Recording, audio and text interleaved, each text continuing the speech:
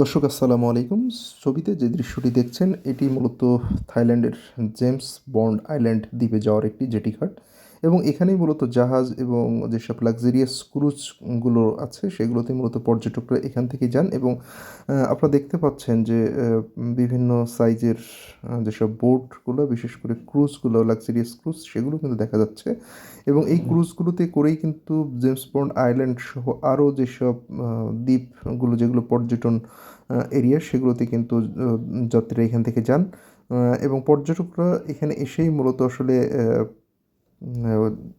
Spot বাসগুলো রয়েছে সেগুলো কিন্তু এখানে নামিয়ে দেয় এবং এখান থেকে ওই পর্যটকরা কিন্তু বিভিন্ন দ্বীপে ঘুরে ঘুরে দেখেন। আপনাদেরকে একটু বলে রাখি যে আপনি যদি